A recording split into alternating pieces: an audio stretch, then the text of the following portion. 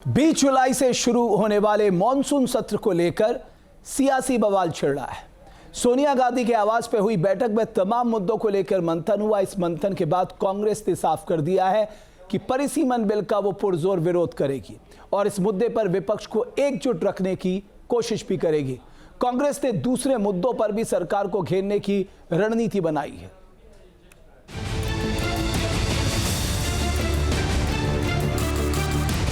20 जुलाई से शुरू होने वाले मॉनसून सत्र को लेकर सियासी बिसात बिछ गई है। सत्ता पक्ष और विपक्ष रणनीति बनाने में जुटे हुए हैं। मौजूदा सत्र में सरकार कई अहम बिलों को पास कराने की कोशिश करेगी, लेकिन विपक्ष के तेवर बता रहे हैं कि सत्र बेहद हंगामेदार हो सकता है। सत्र से पहले सबसे बड़ी विपक्षी पार्टी कांग्रेस अभी से रणनीति बनाने में जुट गई है। कांग्रेस संसदीय दल की अध्यक्ष सोनिया गांधी के आवास पर अहम बैठक हुई, जिसमें सत्र के दौरान तमाम मुद्दों को लेकर मंथन हुआ।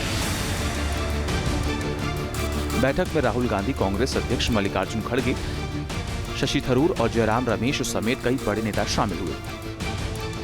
बैठक के बाद कांग्रेस ने प्रेस कॉन्फ्रेंस कर परिसीमन समेत तमाम मुद्दों पर अपना रुख साफ कर दिया। परिसीमन विधेयक का पुरजोर विरोध करेगी और विपक्षी दलों की एकजुटता बनाए रखने की पूरी कोशिश करेगी। कांग्रेस पार्टी हमेशा हमारी ये राय रही है, हम परिसीमन विधेयक का पूरा विरोध करेंगे, करते रहेंगे और सभी विपक्ष पार्टी की एकता और एकजुटता बरकरार रखने में हम पूरा प्रयास करेंगे, करते रहेंगे। ऐसे ही ये बर्खास्त करने वाली संविधान संशोधन विधेयक का भी हम भरपूर विरोध करेंगे।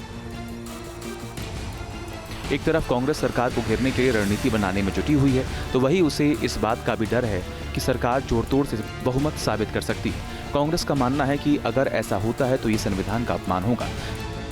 महिला आरक्षण के नाम पर खतरनाक परिसीमन विधेयक लाया गया।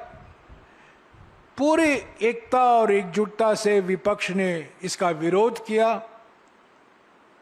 ये बात सही है कि 17 अप्रैल के बाद गृह मंत्री ने एक दो विपक्ष पार्टियों को तोड़ा है।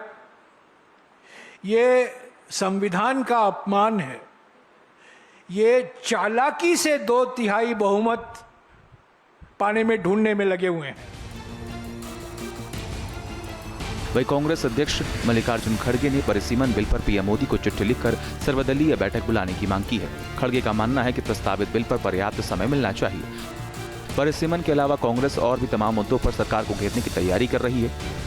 कांग्रेस अयोध्या में चढ़ावा चोरी, नीट यूजी पेपर लीक और एथेनॉल विवाद जैसे मुद्दों पर सरकार को घेर सकती है। महागठबंधन के दूसरे सहयोगी भी परिसीमन समेत तमाम मुद्दों पर कांग्रेस के सुर में सुर मिला रहे हैं।